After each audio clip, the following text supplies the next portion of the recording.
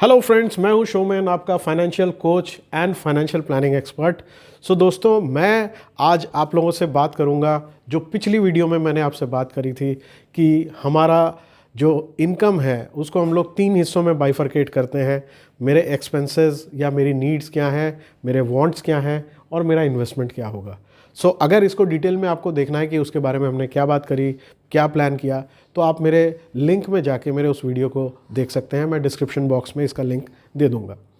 सो दोस्तों, अब बात करते हैं इसको डिटेल में कि मैंने अपनी जो भी इनकम आई, चाहे वो नौकरी से आई, चाहे वो व्यवसाय से आई, चाहे वो एक सोर्स से आई, चाहे वो कई सोर्सेज से आई, उस इनकम को मैंने सबसे पहले इन 3 हिस्सों में डिवाइड किया कि मेरी नीड्स क्या है, मेरे वांट्स क्या हैं और मेरे इन्वेस्टमेंट के लिए कितना पैसा रहता है।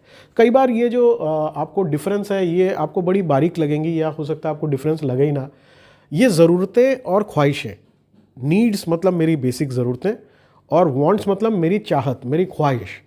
तो कई बार ये जो दोनों चीज़ें आपको एक जैसी लगेंगी कि नहीं ये भी ज़रूरी है और वो भी ज़रूरी है। फॉर एग्ज़ाम्पल, आपके जो नीड्स हैं, आपकी जो ज़रूरतें हैं, वो कई सारी ऐसी होंगी जो कि नॉन नेगोशिएबल है। फॉर एग्ज़ाम्पल, बच्चों की जो फ़ीस है वो नॉन नेगोशिएबल है। इसी तरह आपका जो घर का राशन पानी का खर्चा है वो कई बार नॉन नेगोशिएबल हो जाता है। आपके यहाँ पर अगर कोई मेड आती है काम करने, वो खर्चा नॉन नेगोशिएबल होता है। अब सवाल ये है कि अगर बिजली, पानी, टैक्स, किराया सब कुछ नॉन नेगोशिएबल है, तो क्या इसमें कोई ऐसी चीज़ है जो कि हम कंट्रोल कर पाएँ और जिसको कि हम थोड़ा सा कम कर पाएँ। मैंने आपको बताया था कि आपकी नीड्स 50% से ज़्यादा आपकी इनकम का नहीं होना चाहिए। कहने का मतलब, अगर आपकी इनकम 50,000 रुपये महीना है तो फिर आपकी नीड्स पे 25,000 से ऊपर खर्चा नहीं होना चाहिए। तो ये कब होगा, ये कैसे होगा? ये ऐसे होगा कि आपको ये ध्यान रखना चाहिए कि मेरी नीड्स में जो नॉन नेगोशिएबल, जिसमें मैं कोई कटौती नहीं कर पाऊंगा, वो कौन कौन से हैं। फॉर एग्जांपल, बच्चों की फ़ीस। अब बच्चों की फ़ीस में आप कोई कटौती नहीं कर पाएंगे। बच्चों की फ़ीस के अलावा आपका जो रेंट है, रेंट में आप कोई कटौती नहीं कर पाएंगे। काफ़ी समय अगर आप किसी सोसाइटी में रहते हैं तो उसका एक फ़िक्स मेंटेनेंस का खर्चा रहता है, वो भी आप नहीं कटौती कर पाएंगे। अगर आपकी मेड कोई एक्स अमाउंट लेती है हर महीने तो फिर उसमें आप कटौती नहीं कर पाएंगे। इसी तरह अगर कोई और फिक्स्ड एक्सपेंस है उसमें आप कटौती नहीं कर पाएंगे। तो इसमें हम कर क्यों आ पाएंगे, तो फिर हम डिस्कस क्यों कर रहे हैं इसके बारे में? वो इसलिए ज़रूरी है कि कुछ चीज़ें फिर भी आपके कंट्रोल में आ सकती हैं। इसको मैं डिटेल में इसलिए बता रहा हूँ कि कहीं ना कहीं फाइनेंशियल मैनेजमेंट और प्लानिंग ये आपके हाथ में है इस चीज़ को लेके। तो कैसे करेंगे? जैसे मान लीजिए आपका बिल आता है बिजली का, एक उदाहरण के तौर पे 4,000 रुपये महीना। तो इसमें आप डेफिनेटली ये चीज़ इंश्योर कर सकते हैं कि कहीं मैं बिजली की कोई वेस्टेज तो नहीं कर रहा हूँ या कर रही हूँ। सो मे बी आप अगर कोई यूज़ नहीं हो रहा है तो आप लाइट्स को ऑफ़ कर दें। फ़ैन अगर चल रहा है तो फ़ैन को आप जब नहीं यूज़ हो रहा है तो बंद कर दें। बिल्कुल इसी तरह कुछ और चीज़ें हैं जहाँ पर आप कुछ बचत कर सकते हैं। फॉर एग्ज़ाम्पल, आजकल ऑनलाइन परचेजिंग का बहुत ज़माना आ गया है। मैं ऑनलाइन आपके वांट्स की बात नहीं कर रहा, मैं डेफिनेटली बात कर रहा हूँ आपके ग्रॉसरीज़ का। फॉर एग्ज़ाम्पल, आपकी ग्रॉसरीज़, आपके रोज़मर्रा की ज़रूरत की चीज़ें जैसे आटा, चावल, दाल, तेल, नमक, ये सब चीज़ें आप नॉर्मली किसी दुकान से तो लेते ही हैं। हो सकता है अगर आप ऑनलाइन जाएंगे तो ऑनलाइन के जो वेंडर्स हैं वो आपको इससे इकोनॉमिकल रेंज में प्रोवाइड कर दें। जैसे ये मेरा पर्सनल एक्सपीरियंस भी है। अगर आप बिग बास्केट से लेते हैं, अगर आप फ्लिपकार्ट से लेते हैं, या फिर इस तरह के जितने भी ग्रॉसरी प्रोवाइड करने वाले हमारे वेबसाइट्स हैं, अगर उनके थ्रू लेते हैं तो कई बार इसमें डिस्काउंट मिलता है बहुत अच्छा। इसी तरह कई सारी परचेजिंग में आपको कैशबैक्स मिलते हैं। कई सारे परचेजिंग में आपको कुछ छोटे छोटे इंसेंटिव्स दिए जाते हैं ताकि आप उनके द्वारा ही इन प्रोडक्ट्स को खरीदें।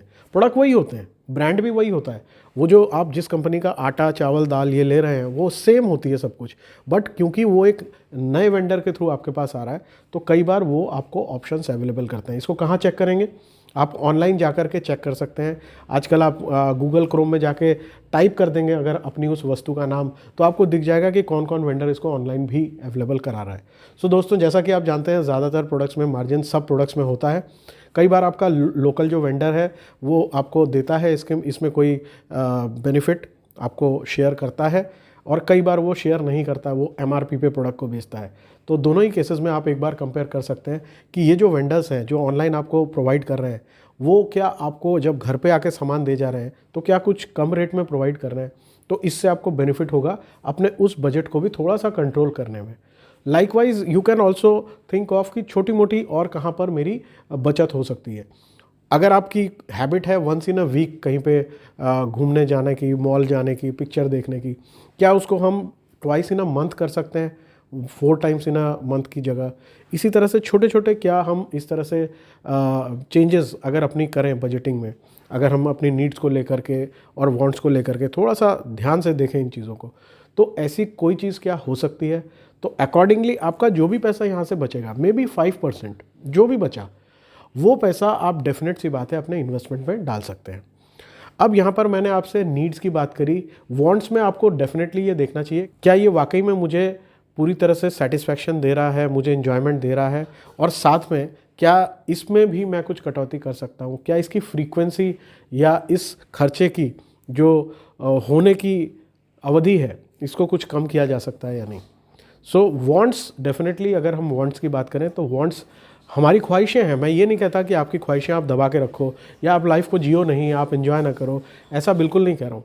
पर क्या इसमें ये पॉसिबल है कि मैं इन वांट्स में थोड़ा सा हाथ रोक के, थोड़ा सा कंट्रोल करके चलूँ?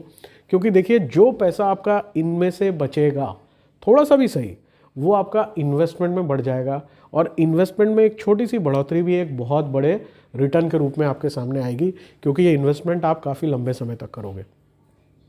Now coming to the third part which is very very crucial, investment. आदमी इन्वेस्टमेंट का नाम सुनते ही सोचता है हाँ जी, मैंने एफडी करा ली, मैंने आरडी करा ली, मैंने सुकन्या समृद्धि में पैसे डाल दिए, मैंने पीपीएफ में अभी तो डाले थे पिछले महीने। इसी तरह आपके मन में आ जाता है कि भैया मेरा दोस्त ने बोला था कि फलानी कंपनी का आप स्टॉक ले लो, तो मैंने स्टॉक ले लिया, वो भी मेरा इन्वेस्टमेंट है, मैंने 1-2 म्यूचुअल फंड भी कर रखे हैं। बहुत अच्छी बात है, ये सारी चीज़ें इन्वेस्टमेंट के एग्जाम्पल्स हैं, नो डाउट। सो दोस्तों, आपके इन्वेस्टमेंट पार्ट में जाने से पहले मैं आपको बताऊंगा कि 3 चीज़ें बहुत ज़रूरी हैं जिसको आप प्लान करके चलें। वो 3 चीज़ें कौन कौन सी हैं? वो 3 चीज़ें हैं, सबसे पहले आपका लाइफ इंश्योरेंस, यानी कि जीवन बीमा कितना है कवरेज आपके ऊपर। दूसरा चीज़ आपको जानना चाहिए आपका हेल्थ इंश्योरेंस कितना हो रखा है, या फिर स्वास्थ्य बीमा जिसको हम कहते हैं वो कितना किया है आपने। और तीसरी चीज़, आपने इमरजेंसी फंडिंग कितनी करी हुई है। इमरजेंसी फंडिंग जिसको हम लोग आकस्मिक व्यय के लिए फंड निर्धारण करना भी कहते हैं। तो अगर मैं इन तीनों चीज़ों की बात करूं, वंस अगेन, आपका लाइफ इंश्योरेंस कितना है कवरेज, दूसरा आपका हेल्थ इंश्योरेंस का कवरेज कितना है for you and your family, और तीसरा आपका इमरजेंसी फंडिंग आपने कितनी एक्यूमुलेट करी हुई है फॉर अनफोर्सीन इमरजेंसी सिचुएशंस। सो दोस्तों, इसको हम और डिटेल में समझेंगे और डिटेल में जानेंगे हमारे अगले वीडियो में, और जानेंगे कि इनमें से हर एक जो फैक्टर है वो कितना इम्पॉर्टेंट है और किस प्रकार से कैलकुलेट किया जाता है। तब तक स्वस्थ रहिए, मस्त रहिए, एंजॉय करिए अपने लाइफ को, लेकिन प्लानिंग के साथ। So become a financial Shaktimaan and join my free financial classes complete series. Take care, bye bye.